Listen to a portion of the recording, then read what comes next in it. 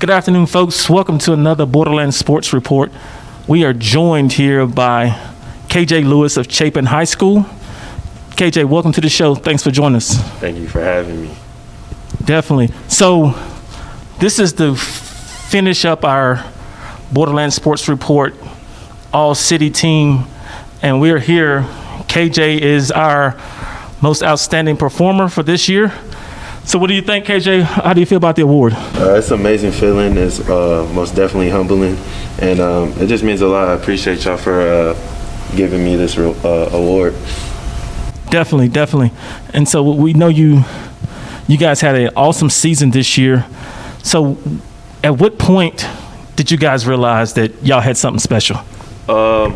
I think we found out we were different from the other teams in El Paso and all throughout the state in the off season. It was a crazy year for us with the pandemic and with obviously as Mikey losing his mom, and just seeing the guys buy in and work a lot harder because we had a lot of stuff to prove from the last year loss in the second round, and also I just think. Our work ethic just increased, went through the roof this year or last year, and I think the off season was started this great season. Nice. Okay. Now, one of the things that I always tell people is that you can tell where an athlete's going to be based off of their growth and development. And I've had this conversation on several times with your coach. From your freshman year to your sophomore year, I think the biggest jump that you made as an individual player was starting to trust your teammates and not trying to do it all on your own.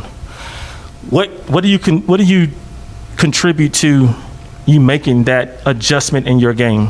Man, it's just the talks with Coach Lewis after the game, trying to just be a better leader vocally and mentally. With the guys, and last year coming in as a freshman, I thought I had to do everything by myself. Yeah. And so again, just putting that trust into them over the off season, getting to know them a lot better, the chemistry building up, playing open gyms with most of the guys, and then just practicing going after with each other, seeing how hard they compete and work as hard as I do, or not harder, or not,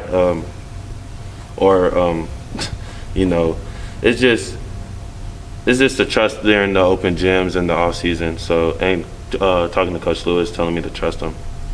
Okay. So I got one last question. There's all this following that you get now. How do you balance that as a student athlete and keeping yourself grounded and to continuing to work to get better each and every day? I think it's just my family, the way I grew up. I've always been a humble kid, and I always had to work for what I get. So I'm from a small town in Midland, and it's just hard work is all I know. I installed it from my mom, even from my sister. And so just working hard and remaining humble and remaining where I came from is the most important thing to me. And that's how I stay in between, like not getting too cocky or not getting too low. So the perfect fit. Nice. Well, again, folks, Borderlands Sports Report, outstanding performer for boys basketball, KJ Lewis. Thank you, KJ, for joining us here. Yes, sir. Thank you for having me.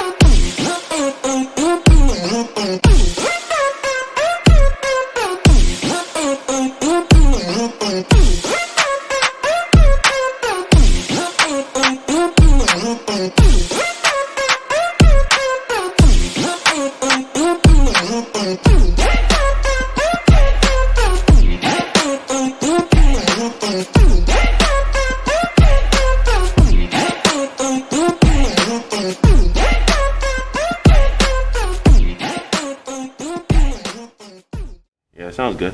Everything. You staying in Chapin? Yes, sir, I am. I made that decision. It's been hectic, man, because I've been in. That's why I haven't been here earlier. I would have done the interview a lot earlier. I've been in Dallas since after we lost, and man, the word like goes around fast. So I was in Dallas, and every gym I went to is like, oh, I heard you going to Duncanville. I heard you going to Duncanville. I heard you going here and there. And so it's just coming back home, having like sitting down with my mom and my family, and just making a pros and cons list of what's best for me and my future. And it's just El Paso's home. Like they took me in with open arms, and so it just feels right to stay. And I'm a loyal kid. I love Coach Lewis. I've been knowing him since before I was born, and so I just feel like I gotta stick these last 2 years out and hopefully continue to make history. Man, I tell you, you're in a unique situation being here, and I think you understand that. Yeah. Like, you are the show. How do you keep yourself grounded, man? Like, that is, because I seen where you get frustrated. Again, my mom, she's been there, so she's been through D1. She played UTEP basketball. She's been a recruiter for UTEP, and she's been an assistant coach for UTEP. So she knows the game really well. And I have my moments. Like, I'm not perfect, so I have my days where I was like, well, if I'm here as, like, where they hold me as, like, the 21st best player in the nation, like, why am I not doing the stuff as the 21st best player should do, right? And so I get frustrated sometimes, but, again, going back home to my mom, she's a realist, and she just keeps it real, and she tells me the truth. And so I calm down. I think about what I just did on the court or how I reacted to a certain call. And she tells me, like, the attitude you give the ref in high school, you're definitely not going to do that in college, especially at a high D1, and the coach, they're not going to play that. And they will send you back home in a heartbeat. And so it's just trying to, I just try to keep I don't want to say non-emotional, but trying to be like very smooth and respectful to the refs or to a coach or anything. And so I think I'm getting better. Last year it was pretty bad. It was. Yeah, it was pretty bad. But I'm glad people know not too many people know, but people who like really understand basketball, like you yourself, they understand like the maturity and the growth. I just came from middle school, and I'm in a whole new city, and so just adjusting. Because I remember watching you play as a freshman, and I was like, okay, the kid is good, but he's got a lot of maturing to do. Most definitely. If he's going to play Division I. And I remember when y'all's now football coach took over, he was like, "Oh man, we got this kid KJ Lewis, D1. I was like, "Yeah, but he's still got a lot of work and growth to do on himself to get there. And if y'all keep treating him like this, y'all are just feeding a monster. Y'all got to ground him and help him develop." Yeah. But I saw a huge difference from your freshman year to your sophomore year, and that was it. Yeah. I mean, the first thing I noticed was you were trusting your teammates. I was like, hold up, this is something different. I don't know what happened, but he ain't trying to do everything on the floor now. Yeah. And then it became, I was like, okay, the game is developed. He's showing some maturity on the court. He's trusting his teammates. He's headed in the right direction. Yeah. Now he got to figure out how to stay out of foul trouble. Man, that is the most important thing. It's just, so with the trusting teammates also is like, a great player cannot win games by himself. No. Right? So it's like the Michael Jordans had to trust Steve Kerr, and the John Paxsons, and Kobe had to trust Ron Artest, and it's just list goes on. And so Coach Lewis broke that down to me after the loss last year, or in the second round. And so I was like, dang. So I like watching a bunch of film and like old stuff and like stuff to see where I gotta like get better at. And so it's like certain passes I could have made, or certain stuff I could have done on defense I could have done better. And see my teammates like hustle and do stuff I didn't think they would do, because coming from AAU, playing with a bunch of national guys, everybody's just like me. And so coming to, well, I don't know if he wants to play at the next level, or I don't know if he's just playing for fun, right? And so now seeing that the guys were really committed to the game and like love to like play basketball like I do, is like, okay, well, I'm gonna pass it. I know, I have faith he's gonna knock down this shot, or I know if I get blown by, he's gonna be in my help side. And the fouling thing is just like, when you fatigued, it's just like, I don't want to give up a point, so I'm gonna try to, stop them. And again, it's just maturity too. Like, I can't foul in this situation. Like in the Sweet 16 this year, is like certain situations I shouldn't have fouled, because the fourth quarter we definitely need me on the court to try to make a push to win that. Yep. Because you guys have some talent. No, we did, most definitely. I started watching it. I was like, hold up. Yeah, he's the headliner, but his backup singers is pretty dang on good. Most definitely. I saw, I can't remember which one it was, but y'all had two guys in the game before the Sweet 16, went baseline and went up and tried to bang two-handed. Oh, Mateo, yeah. I was like, hold up.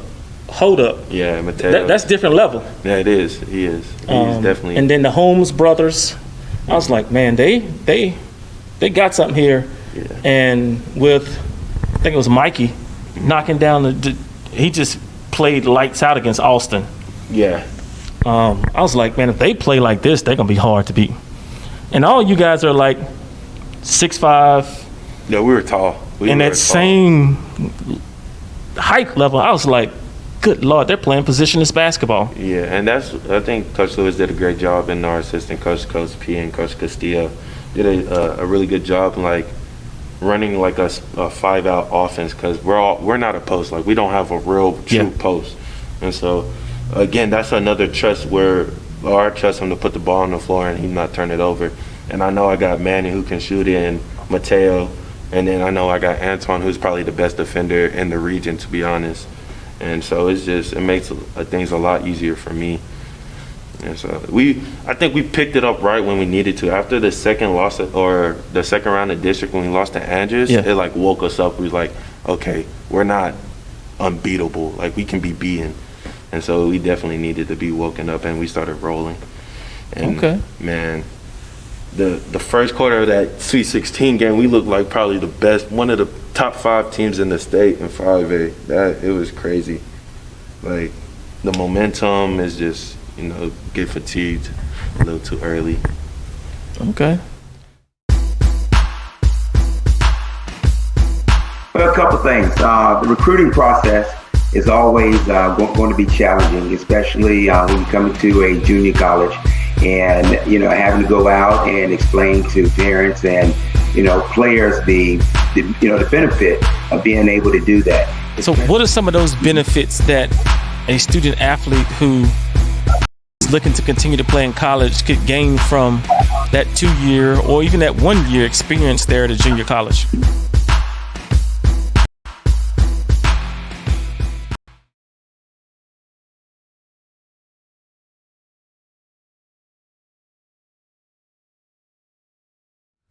So folks, we are joined here with KJ Lewis, one of the rising stars here in high school basketball and one of the top recruits in the country. KJ, welcome to the show. Thanks for joining us. Yes, sir. Thank you for having me. So KJ, let's just get right into this. So you burst out on the scene, came out in the ESPN rankings, started off at 25. How did that change things for you as you started going forward? Man, it was crazy. It was a dream come true because that's something I've been working for since I knew what an ESPN ranking was and I knew what a top recruit was. So it was definitely a great feeling, a humbling feeling, knowing that the hard work I've been putting in since I was little has been recognized. And man, it's just crazy. It's a crazy feeling. So where are you ranked now? I'm the 21st player in ESPN, and I'm the 3rd shooting guard in the country. In your class? In my class. So that's 2023? Yes, sir. Nice. Okay. So the rankings come, and with that comes a lot of expectations, a lot of pressure, a lot of things like this. Yeah, yes, sir. Requests to come on shows and everything. How do you balance all of that with continuing to get better, continuing to work on your craft, continuing to stay grounded, continuing to compete in the classroom as well? I think it's just my family and also Coach Lewis telling me now it's a brand thing, and so just trying to be the best person I could be possibly, and just be the nicest person, the most giving person, because I know reputation is everything. So I don't want to have a bad reputation, and I'm a great kid, so I like doing stuff like this, and it's real fun. Definitely. And so, folks, I will tell you, I've sat here for about 5 or 10 minutes and talked to this young man. Very humble, very respectable, and to be in the position that he's in, and to still have that humbleness, that grounding means that he's got the right people around him and they're telling him the truth. They're not gassing him up. And so to your mom, to Coach Lewis, I send kudos to that for keeping you grounded. It's going to go a long way as you continue this journey. So the rankings come. You guys just had an awesome run at Chapin, ended in the Sweet 16. So what are your goals, both individually to get better and to push for a team as next year? Like, what are you guys' goals going into the summer and into next year? As a team, I think our goal is nothing less than a state championship and to improve better each season and to get past the round that we came short in. So just working harder, doing the little stuff that we didn't do last year. More reps in the weight room, a lot more conditioning, more aggressive in practice with each other, and just being holding each other accountable, starting from the coaching staff down to the last player on the roster. Individually, I just got to keep working on obviously my mental and being a more vocal leader and being that that fire, that drive, and that energy guy that I think my high school team needs and my AAU team needs, and just continue work on my craft because the NBA is only going to develop more, and the game's obviously going to keep developing. So shooting, more reps in shooting, ball handling, and just IQ for the game, and I think I'll be set. Okay. So you mentioned high school. So junior year coming up, what are you guys bringing back from this Sweet 16 team that gives you that confidence to make the statement, we're looking for nothing less than a state championship? So I have Antoine Holmes, my point guard, and then I have my shooter, Manny Flores. And then we really just, we have our key guys still. We probably lost Mateo, Mikey, and Bubba and Kaleem Frederick. So those 4 pieces are obviously going to be missed, but I think our JV squad is well developed and are going to come in hungry. And so, but we have our core pieces still, and I think it's still going to be scary. Okay. And then you mentioned AAU ball. So who do you play for in the summertime? Drive Nation, which is Jermaine O'Neal's Nike team. Nice. Okay. Now you're playing in El Paso. A lot of people might not know this, but grew up in Midland, Texas. A lot of people probably don't know, and just from our conversation, so your mom played in college, coached in college, so it's got to be one heck of a resource to have as you go through this process. Most definitely. I think probably the best a kid could ask for if he wants to play basketball. Having my mom, having the experience to play D1 basketball and also be a coach at a D1 college, it's just, she knows the ins and outs of the game and what recruiters do and what coaches know basketball. So obviously kids want to be like 5-star, big, like famous kids, like have clout, but coaches aren't worried about that. They know who can play basketball the right way. And so she just kept installing that into me. And obviously I have a sister who's very competitive and used to whoop on me when I was little. And so she knows what it takes too. She played college basketball at the JUCO level. And so it's probably the best thing a kid could ask for if he's playing basketball. Nice. Okay. So what can we expect to see out of KJ Lewis in this coming year? So my leadership ability is always going to keep improving. And then my on-ball defense and my offensive game is going to definitely improve. And then ranking's definitely going to improve because summer I'm going to kill. I always have a chip on my shoulder. So just hungry for more. Most definitely hungry for more.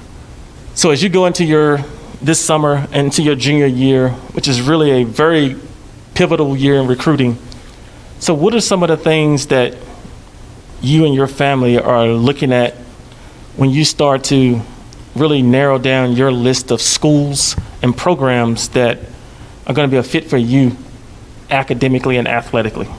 The most important thing is obviously the academic part of the school, and just that family vibe and being open, welcome with open arms, and just being told the truth. Like, I want an honest coach who's not going to sugarcoat anything with me, and let me know what it is straight up and how I can help the program and what my role is for the program. And those things mainly are, and location too.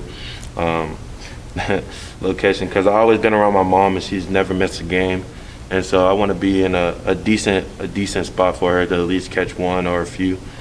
And those are the main things, honestly. So, have you put together your list? No, you don't have to say anything. No, sir, not yet. But recruitment has definitely picked up over the past few weeks. I'll probably narrow my list down probably by the end of, I want to say probably the end of next year's season basketball. I'll probably narrow it down to 5 or 10. We'll see how it goes. But yeah, recruitment's definitely picked up. So, one of the things that, not to pick on your generation of athlete, but you guys stay on Twitter, Instagram, and all those things, right? But one of the things that I've personally admired about you is that you're not on there talking about, oh, I just talked to this coach, or oh, I talked to that coach and got an offer. You're keeping it on the cuff. Yes. And I think as a former coach, I appreciate that because if I've talked to you as a coach and then you sent that tweet out, it's like, are you trying to leverage me for your recruitment or for likes? And so I really admire that aspect about you, and that you're humble enough to just keep those conversations, intimate conversations with you and those coaching staffs, and not blasting it out looking for likes on social media. So that says a lot about you and your character to me more than anything, especially with the amount of press and attention that I'm sure you get from playing. Yes, sir. I appreciate that. So I don't have no more questions. Is there anything that you want to say before we get off? Go Huskies. That's it. Nice. So thank you, folks, for tuning in to another episode of Borderland Sports Reports. KJ Lewis, thank you, sir. Yes, sir. Thank you for having me. Appreciate it.